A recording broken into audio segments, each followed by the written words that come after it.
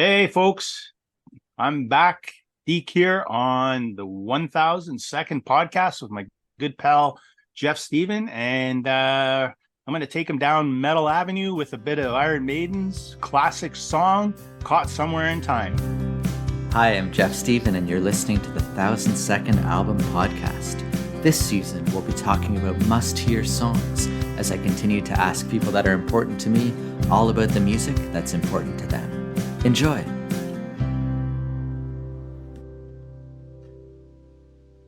Please welcome Deke.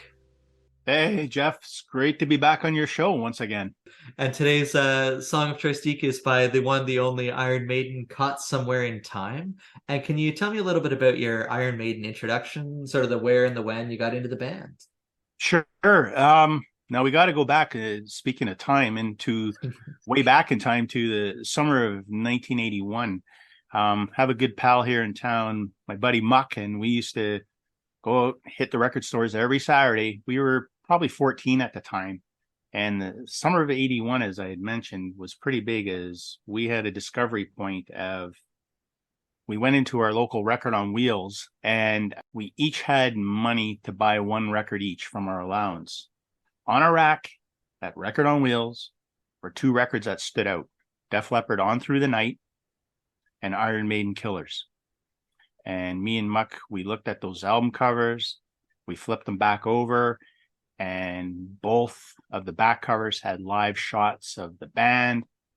We were hooked already. Never even heard a stitch of music. We were already sold. The decision was who buys what, because we couldn't buy both each. So I think one of us, I cannot remember who made the call, but Muck said, I'll get the Def Leppard one. So I got the Maiden one. And that was a great time, Jeff, to be a music fan, because when Muck bought On Through the Night, about 3 weeks later, Def Leppard came out with their second album, High and Dry, right? For myself, Killers, I got in the summer, and in the fall, Maiden came out with Maiden Japan, a 5-song live EP. Like, what a, smart marketing move on their part. And it worked here in Thunder Bay, and I've been a lifelong Maiden fan since then. Love it. And I like that that's an allowance very well invested as well. Is that there's no wrong answer of those two albums. And I like how you and Muck did the teamwork too, like realizing like if you're only able to do one a piece, then let's do the team effort and swap as we go. And let's not kid ourselves. Let's not kid ourselves, Jeff. We ended up pulling out those good old 60 blank Maxell cassette tapes and recorded the other album for the other guy, right? So as you should. As we should, circa 1981. Oh, that's brilliant. And it's funny, the summer of 81, I would have been negative 5 months or so at the time. So it was a bit before my time when it came out, but and I was pretty late to the party as well, as I got into them. The two that made the 1001 albums list were the self-titled and Number of the Beast. And Killers would have been in between the two of those then, I guess, chronologically. Yeah. Yep. And then somewhere a few years down the road, they ended up coming up with Somewhere in Time, the album. And this would be the opening track, Caught Somewhere in Time. And with this tune in particular, were there certain sort of moments or lyrics that jumped out at you on Caught Somewhere in Time? Yeah, to be totally honest with you, Jeff, all 7 minutes and 22 seconds of the song totally jumped out at me. When I go back to 1986, I mean, Iron Maiden had this knack for putting out some of their studio albums in September. Start of the new school year, I was going into grade 13 in 1986, and here drops a new Iron Maiden record.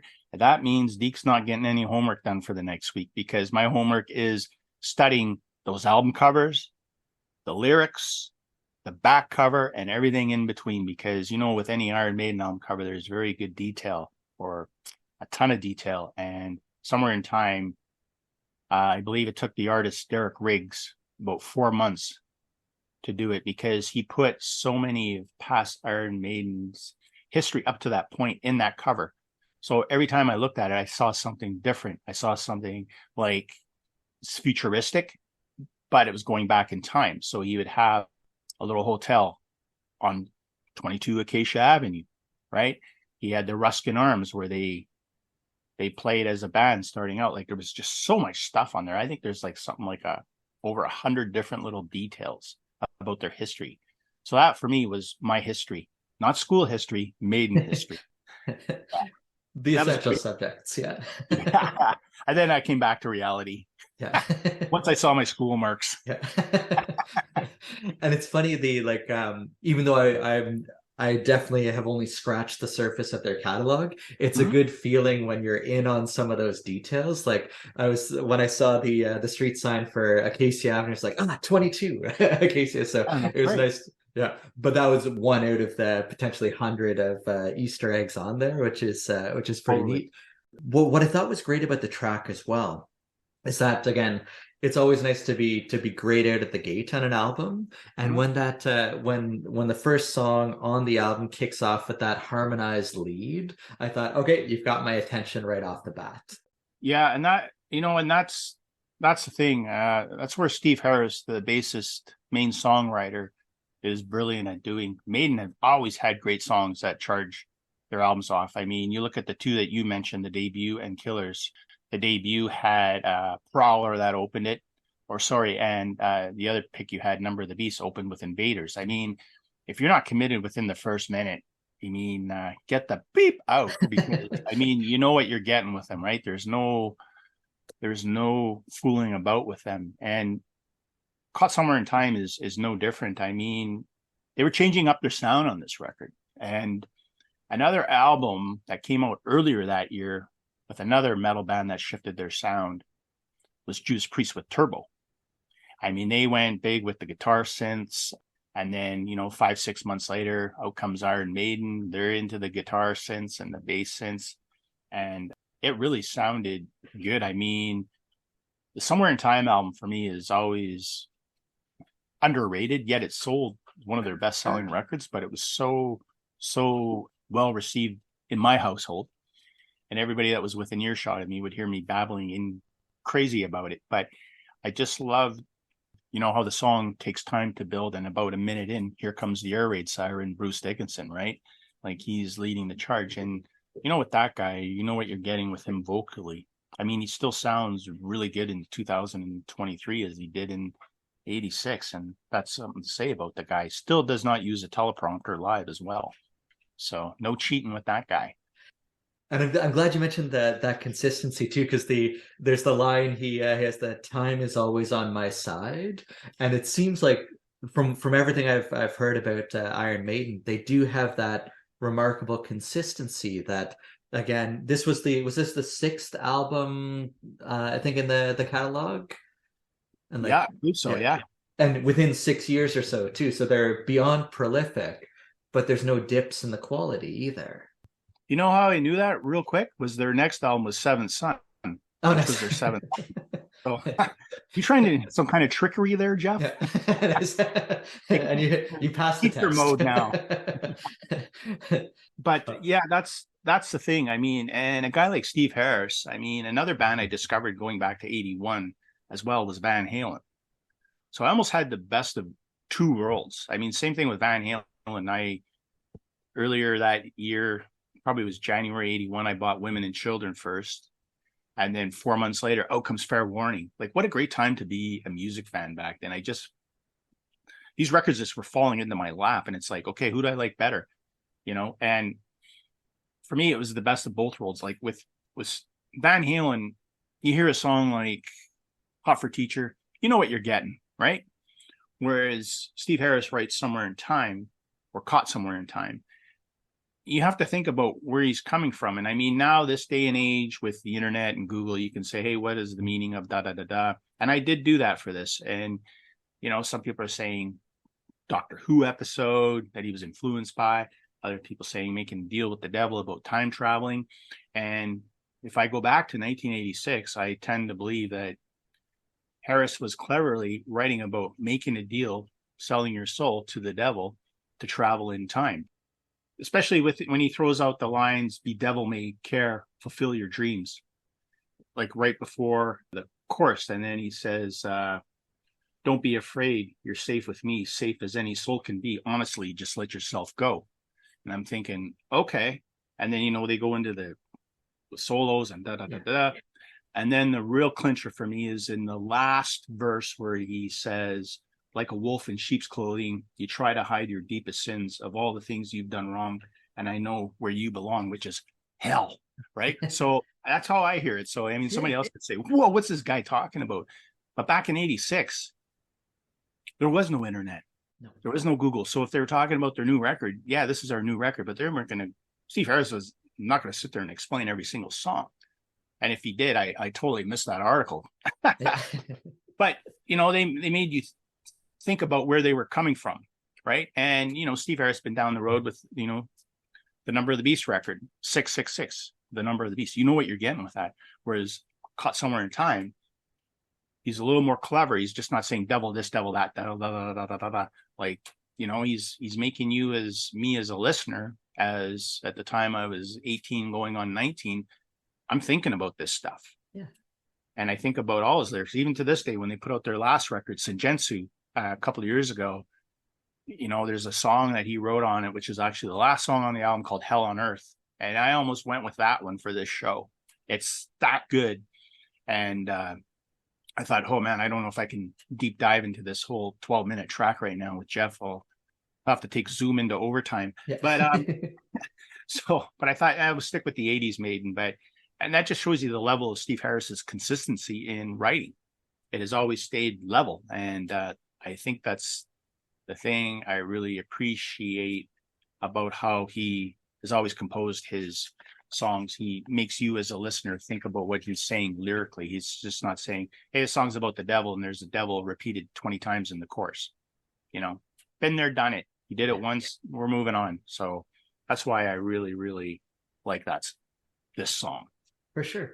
And Plus it builds, with the drums and the bass galloping, and it's a whole different vibe on this record. You listen to this one and the one before it, Power Slave, Power Slave, Peace of Mind, the guitar is a little more drier, heavier, more metalish. This one, yeah, it's still metal, and yeah, it still rocks, but they were kind of pushing their envelope, so to speak. And I know we definitely have talked about Gord Downie in the past too, and those sort of lyricists where they have that ability to be a little bit more subtle and leave some things open to listener interpretation, and that makes for some really powerful lyrics in the tunes. I like that point about the 7-minute 22-second running length too, because it got me thinking of another one of our Venn diagram overlaps of Oasis's "Do You Know What I Mean?" How like sometimes when you have that sort of epic song that takes its time getting going, but then really hits, there's something like of that sort of statement that a track can make, which brought me. I wouldn't have thought Iron Maiden and Oasis would be in the same sentence too often, but here it brought me there for sure. So you mentioned, so Steve Harris has been like remarkably consistent for decades now. What is it about this one then that if he did have all those other ones like Hell on Earth or you name it, what is it that really makes Caught Somewhere in Time the must-hear song you went with? Well, I think other than it being well composed and well played, and Dickinson delivers the vocals, and Adrian and Smith, Dave Murray, slam out the guitar solos. I don't have to tell you how good their guitar work is on this song. And then just listen to Nickel McBain, the drummer, at the end of the song. I mean, Maiden has like a 30-second ending to the song, right? I mean, like they don't muck about. Like it's like, here's this song and da da da da. But then you look over the years that this one, Caught Somewhere in Time, they played it as the opener on that tour back in 86. And up until this year, they never played it again. And that to me was always like such a mind blower. You'd wait for every tour to start. Nope, they're not playing it. Like it was always like, really? What? Why? Same with Alexander the Great, which is the last song on the album. They never touched that song until I think this tour again. And their latest tour the focus is this record, along with their current album, Senjutsu. So they're doing, I think, about 4 or 5 tracks from it. Wasted Years they've done on and off quite a bit. Heaven Can Wait. But they went back because I think enough people were saying, come on, we want to hear Caught Somewhere in Time. We want to hear Stranger in a Strange Land. We want to hear Alexander the Great.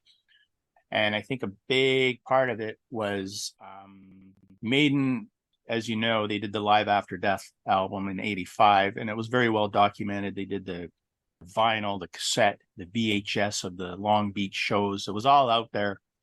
And for some reason, they skipped over Somewhere in Time, and then they did the same thing for Seventh Son. They did the VHS, they did the live stuff. And I guess Steve Harris, was always like, they dropped the ball. So I think now they just decided to bring it all back. And yeah, for sure. I mean, when they hit Southern Ontario, man, or somewhere closer on here, I tend to be getting in that time machine and going forward to that show. So to me, it was such a great song. And I know you're a jogger and I'm a walker. I mean, if you can't pick up a bit of pace with this song, there's something wrong with you. So and you're totally right that the last 30 seconds or so, it's definitely not a gentle studio fade out at the end. It's just this humongous finish. So I can only imagine live it would be that much. Like it had that live energy on the studio, so I can only imagine in person would be off the charts. Yeah, and a hell of a lot louder. Yeah. What's I think there was the line in the movie Airheads, if it's too loud, you're too old. And so if we're still ready for the rock, then that's a good sign. Get the hell out, because you've been told. Yeah. I never heard that second stanza. I like it. Well, a huge thank you, Deke, for coming today. And the song is Iron Maiden, or I should say Maiden, Caught Somewhere in Time. Again, huge thanks for coming. Cheers, Deke. Anytime, pal. I'm always open for business whenever you come calling. Love it. Enjoy the day. Cheers, pal. This has been the 1000-Second Album Podcast. Thanks for sharing some of your time, energy, and attention with us today. Take care.